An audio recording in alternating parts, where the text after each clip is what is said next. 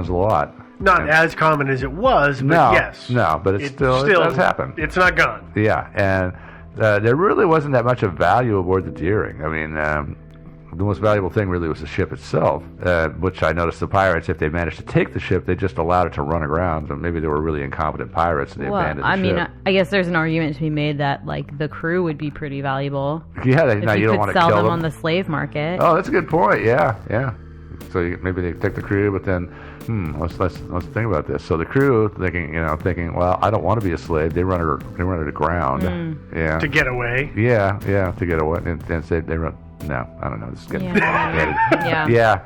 Take it together to foil the terrible pirates. We'll destroy the thing you're after. That's what they're always doing in Star Trek. They're always blowing up the Enterprise. Yeah. I'm gonna crash it into this planet so you can't take it. Exactly. So if they can do it in Star Trek, they can do it on the Deering. Yeah. But the piracy thing with all these ships disappearing, and all this other hinky stuff going on, I can understand why people might think that conclude pirates. But the reason I don't really buy the piracy theory is that not a single one of these ships got off a radio message or distress call.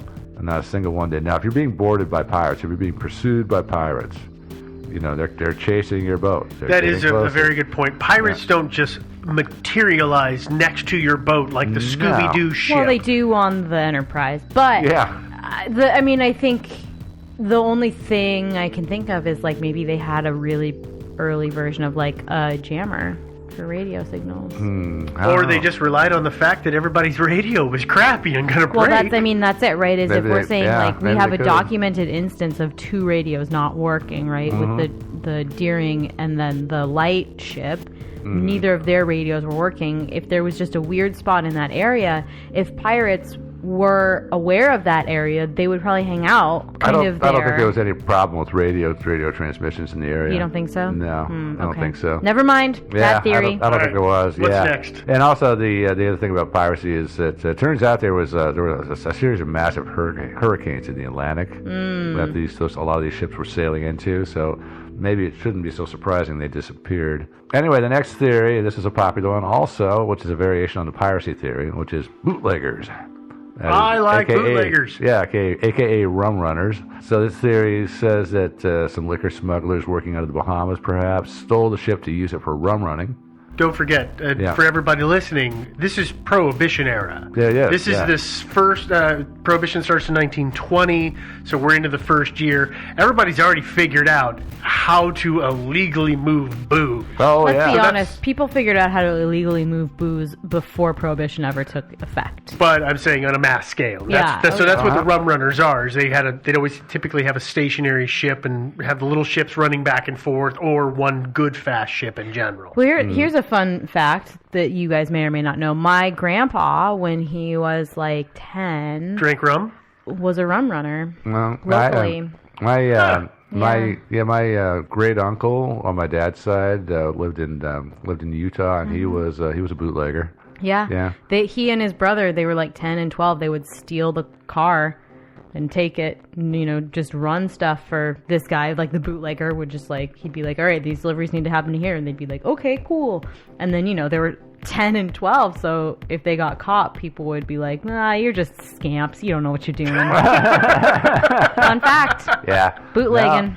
That was a great thing about Prohibition is that there was money to be made. The Deering, actually, with that big cargo hold, could have carried a lot of liquor. A huge amount of liquor. Yeah. And actually, I like this a little better than the piracy theory because, as I noted above, the item of greatest value here was the ship itself. In this case, to the rum runners, it would be a very valuable thing indeed because it could haul such fantastic amounts of booze. And for a single run, and then since they stole it, it could just be discarded. There is a question, of course, of how to discreetly offload $1 million worth of booze from a big 5-masted schooner. I'm not sure exactly how you do that. Well, they had several days to do it into other boats. Well, I suppose that's what you do is you just anchor offshore somewhere. Except, oops, they didn't have any anchors, but you hang out offshore, and other smaller boats come and get a load from you and head back in. And that could be why they were when they were by the lightship. Everybody was just kind of milling about. They were waiting for the next little ship to come along to offload a bunch of booze to. Maybe. I mean, they may have been in the service of the rum runners before they ever went by the lightship. Oh, you think about it, there was the 23rd when the handwriting changed? Yeah. That might have been when they changed teams and started porting booze around. You know, went and made a quick stop somewhere, picked up a bunch. I mean, I don't know, but... Well, yeah, I like the idea. You know, it could be a nice way to supplement your income. Yeah, I mean, it could even be that, what's the first mate's name? McClellan? Yeah, I mean, it's possible that even, like, the thing they got in the fight with was, you know, McClellan was like, listen, let's just make this one little stop. I know some guys. Just like run some stuff, and the captain was like, no. Yes, and they got in a fight, and they took it all on because the crew was like, yeah, we'll make some extra money. Yeah, Warmel was a real straight arrow. Yeah, and then, Warmel and McClellan just like ended up, kind of butting heads the entire time, and finally, McClellan was like, all right, well, he's not going to go along with it, so we got to get rid of him. Yeah, and that leads to another theory, which of course is mutiny. Sure. We'll get to that soon. But sorry. No, that's okay. No, it's true. The only problem I have with it is I don't know why the Rum Runners would abandon the ship. I mean, maybe they just decided they didn't want to push their luck, And it's kind of a high-profile boat. It kind of is. It's distinctive. It really is. It's not just going to blend in. You can't just change the name and nobody knows that it was the Deering. Yeah, this is true. Although if it was bootleggers, it would explain why the boatswain, as like perhaps the only live member of any kind of, captain, first mate. Command chain? Yeah, thank you, command chain. Would be yelling, we lost our anchors. Somebody come meet us in this port that we have no real reason to be in. So he's not explicitly saying like, we have been taken hostage. This is where we're going. Well, but he's communicating something. But the Deering actually didn't have the anchors. No, the anchors were gone. Yeah. So there was truth in that story. Yeah. I think he was probably, while he was yelling, he was probably blinking out a distress signal with his eyelids. And they were just too far away. Yeah. I think that's what it was. Yeah. Yeah. That's what I always do. Me too. When I'm hostage, yeah. We know. Yeah, I know. I mean, we don't know. I was like for the video, I was blinking out latitude and longitude and all that stuff. Yeah. I think from the Rum Runners' point of view, if they were done with the ship and they just wanted to be rid of it, maybe they could have run it up on shore. But that creates a lot of. It might have been smarter to like lash the wheel such a way that it's going to go east and out into the middle of the Atlantic, where it's going to like run into probably a storm or hurricane, be sunk, and then it's just gone. It's just like any other ship that just vanishes. And especially back in these days, even today, ships vanish without a trace, but not so often though. But back in this time, 95 years ago, a lot, yeah.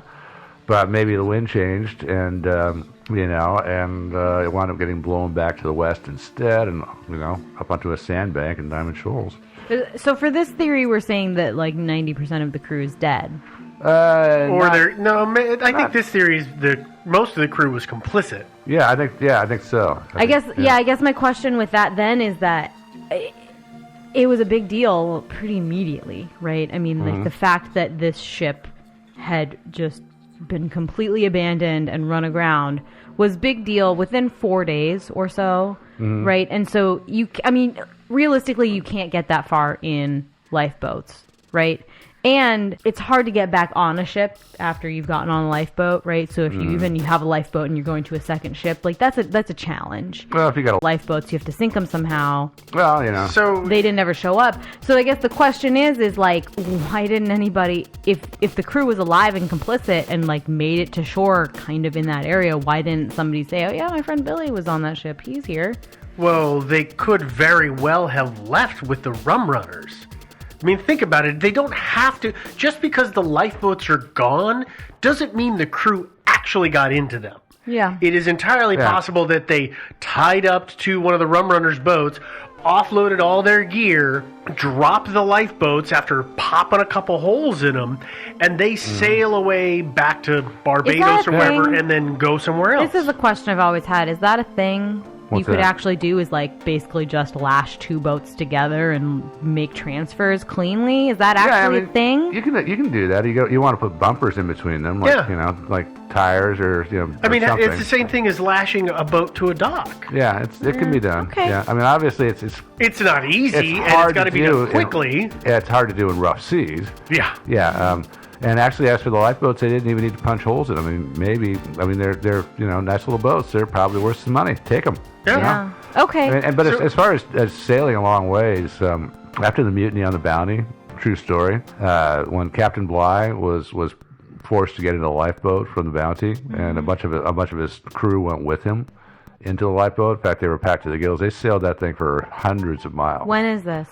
That was what was the year of that? It was 19th century. I don't remember exactly what the year was. Mid 1800s ballparkish. Yeah. Anyway, but I mean, they sailed that thing for God knows. I mean, I don't know what 2,000 miles. I mean, you like that. can. I mean, you can. It takes a lot of sailing skill, and I don't think. And in this case, they were very close to the coastline. That would be easily, the thing. Assuming that they had a sail on their boats, and they must have. Why? Because it would have been extra sail on the Deering. Yeah. So they could have taken sail with them. But my point is that if they got on board with the rum runners, they could have we're saying that the first mate we're pretty sure was probably still alive, and the rest of the crew, because I'm going to guess that the engineer was probably a goner as well, and the captain as well. So that means everybody else, they were all Danish, right? Most of them were Danish. Yeah. So they could have very easily just got a job to sail home, and all problems solved. They're like, we got out of there, and I added an extra consonant to my name, and nobody knows who I am, and I went on about my business. Yeah, that's true. Yeah, I got a fake pair of glasses and grew a mustache, and nobody knows who I am. Yeah. All right. Okay. So the rum runner thing is, that's an attractive theory. There's not really any evidence. No. But yeah, let's get to our next theory that has no evidence. Well, maybe a little bit. There's a little bit of evidence. Funny here. evidence. Yeah, another one was communist piracy by the Russians and by fellow travelers here in the U.S. It was thought that communist sympathizers hijacked all these ships, not just the Deering, but all the other 9 ships, and took them to Russia. Because some of the missing ships were carrying cargoes that had materials that the Russians couldn't buy because they were under embargo because of the new Soviet regime in Russia. Wasn't one of the other ships that was also in the same area? Was it the Hewitt? The Hewitt, yeah. And that was a sulfur carrier. Yeah, it was steam driven though, right? I think so. Yeah, okay, because I remember that being in the list of ships that are called out for this theory of going to the Russians. Mm-hmm. Yeah, people often talk about the Deering and the Hewitt kind of in the same story. They appear together a lot because they disappeared very close by each other at about the same time, except the Deering, of course, didn't disappear. The Hewitt did disappear, although I'm not so sure. I mean, the Hewitts, and I haven't researched that very heavily. Nor have I. But it was a sulfur carrier, and my understanding is I've heard of other sulfur carriers disappearing mysteriously also because it's so corrosive.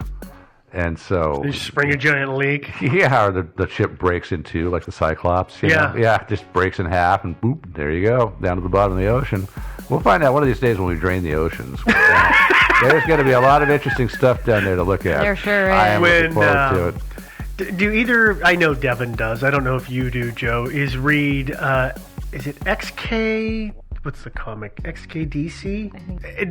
He has a great comic where he drains the oceans and renames everything on the planet. Mm-hmm. And it's the funniest thing ever, and it's got little shipwrecks all over on the little map that he's drawn. I know. I want to be the first. I want to be out there with my little like all-terrain vehicle. I want to buzz around and find some old wrecks and salvage tons and tons of old gold coins and stuff. That's actually on the inside of the dust jacket of that book you gave me for Christmas from him. Yeah, that's where I remember it from.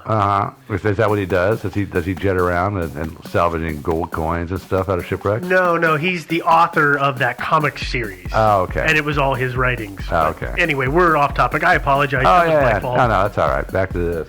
And it was believed that communist sympathizers hijacked all these ships that disappeared and took them to Russia because some of the missing ships were carrying cargoes that had materials in them that the Russians couldn't buy on the open market because there was an embargo by the West against the new Soviet regime. Because remember, there was that revolution in 1917. Mm-hmm. Yeah, and when Princess Anastasia disappeared. Yeah, exactly. That's another mystery. Yeah, good mystery, by the way.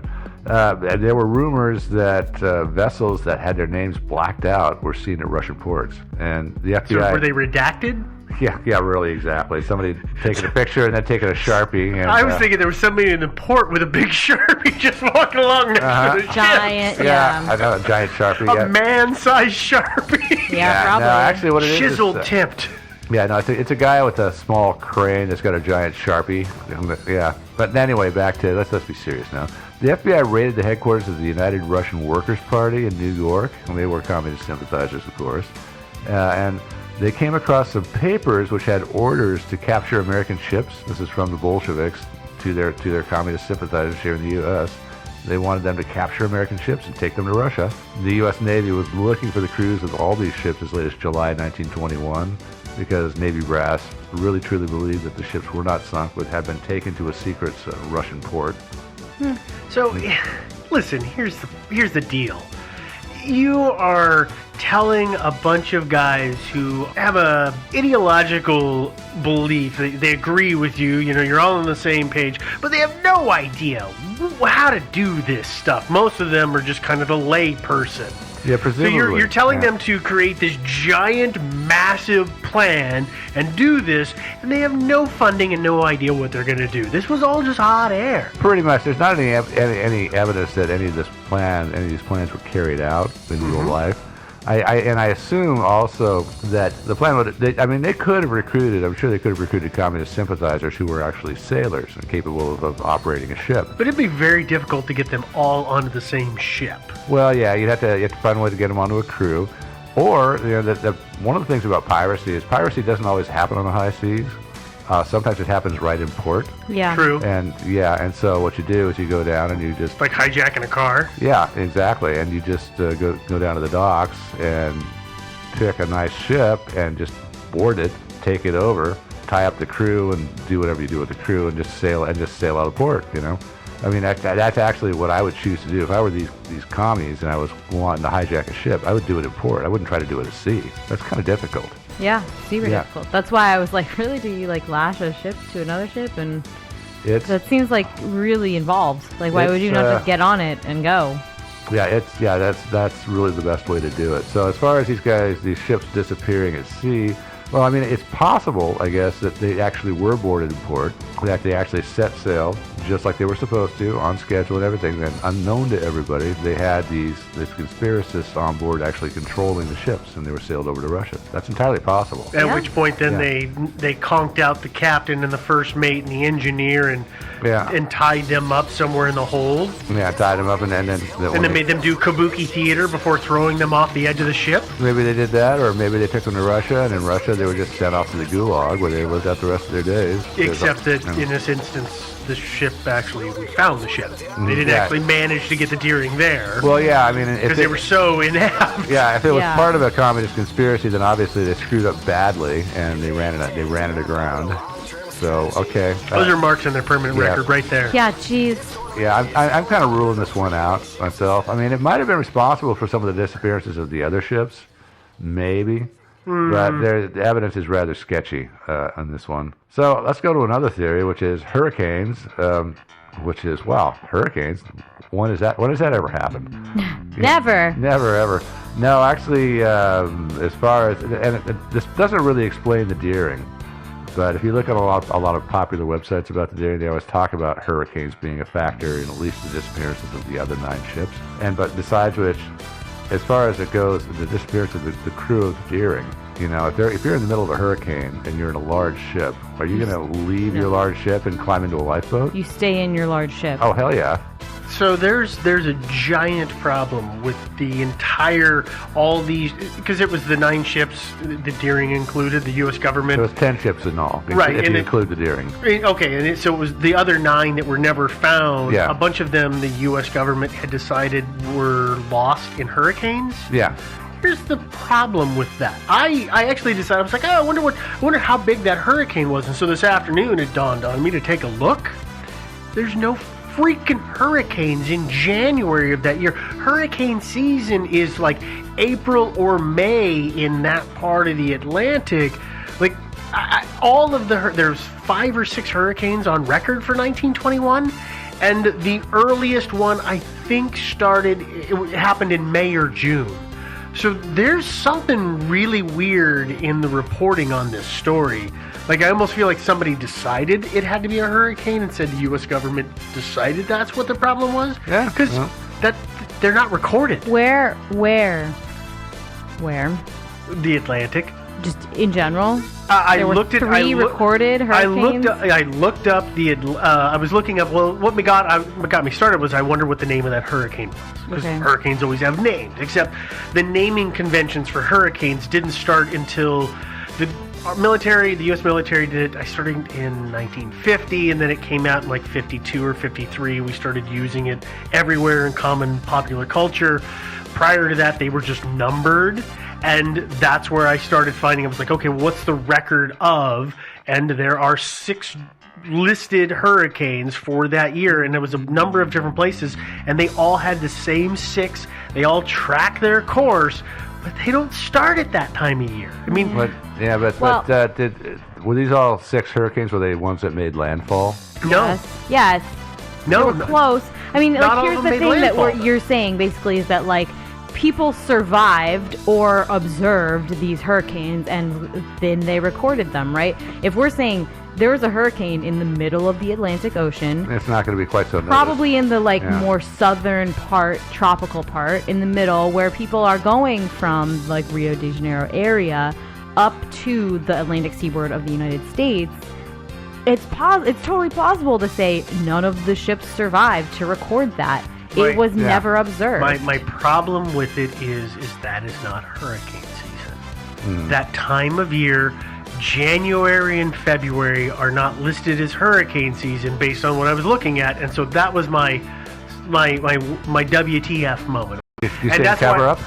Well, no, I feel like maybe the hurricane thing is a weird, age-old add-on that has just entrenched itself. yeah, It's probably nobody true. believes it for the Deering, but it's entrenched itself. Yeah. In Cuba, I've just looked up, like, someplace kind of middle. Yeah. Their highest number of hurricanes are September and October. Okay.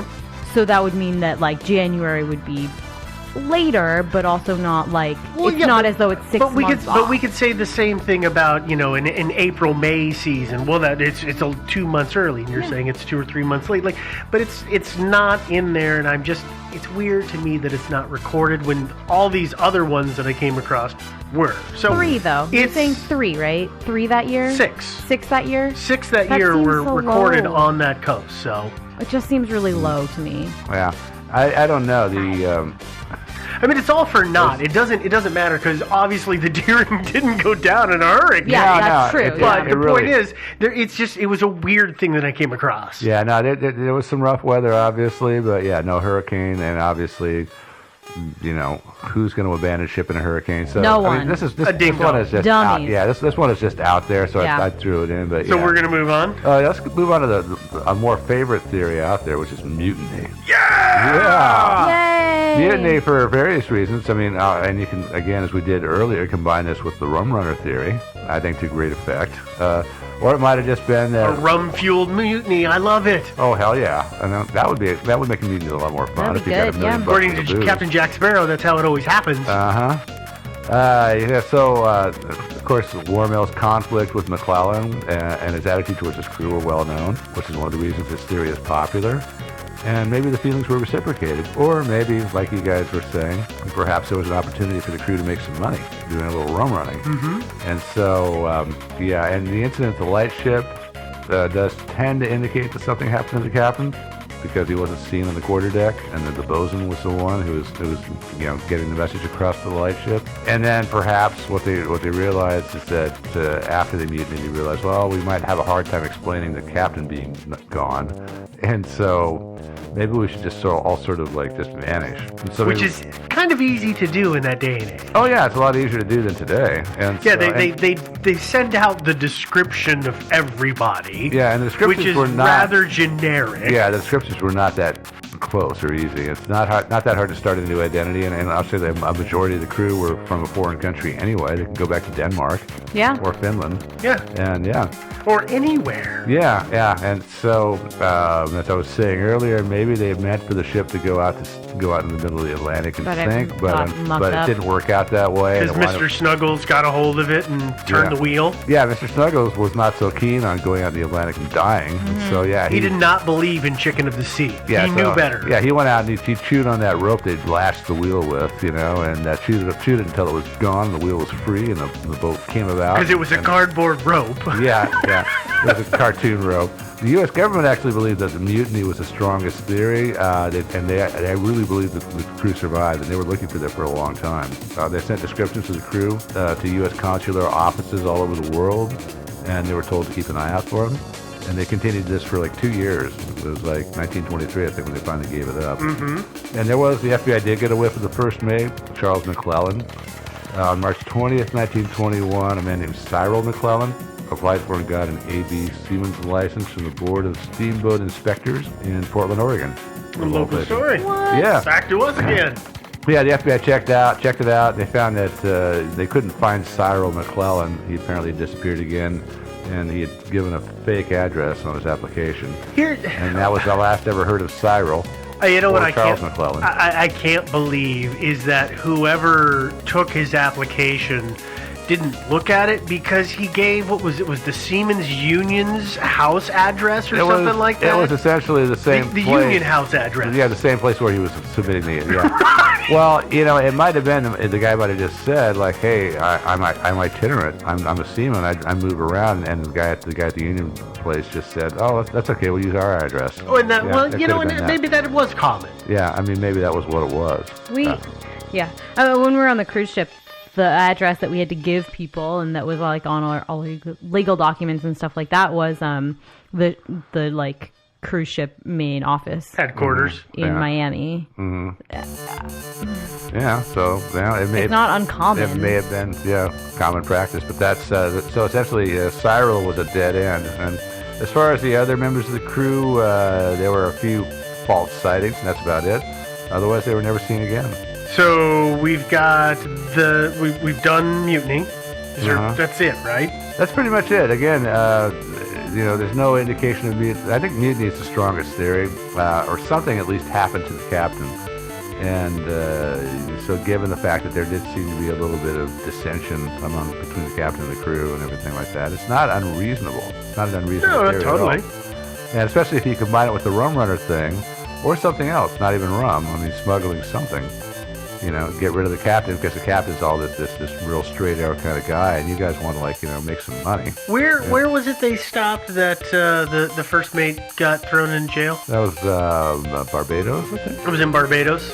So is it not possible that some other illicit cargo could have been put onto the boat at that time? Entirely possible. Without the knowledge of the captain? I was just curious about that. Yeah, I don't know how much room. I presume, I don't know what cargo they picked up in Rio. It really doesn't make sense to go all the way to Rio and not have a return cargo. Not at all. Hopefully it wasn't manganese. Yeah, good point, yeah. Yeah, that stuff gets slippery. Yeah. Hopefully it wasn't like bananas, probably like... Banana peels. They had a cargo hold full of banana peels. No wonder the boat went down. Yeah. Well, I heard stories about people opening up their shipments of bananas over here in the States, and there's these gigantic, scary, poisonous spiders in there and stuff. Oh yeah. Yeah. Maybe that's what got the captain. Yeah.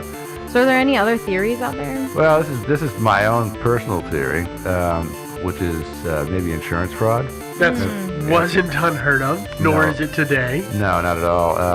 The mystery to me is why the Caroline Deering was built to begin with. Because even though I'm pro Caroline Deering, it was a nice ship. It was, you've seen pictures of it. Beautiful ship.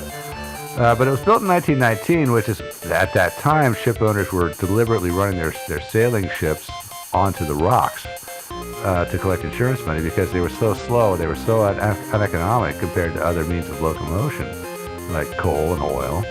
And so there was a local incident, I mentioned it earlier, the Glen Eslin. Yeah. The one that ran aground at the base of Neocony Mountain. That wound up, being parts of houses all over town and everything like that. Yeah, that was in 1913, and there's been suspicion ever since that was actually a deliberate grounding. Yeah, it's an unsolved mystery. There's another explanation too. I won't tell you that because who knows, we might cover this someday. Da, Maybe. da, da. But it is, yeah, I know. This is, but it's a small little mystery, really. But it's interesting though. And but at that time, this is like 6 years before the Deering was built, and everybody's running their boats up on the rocks because they just can't make any money anymore.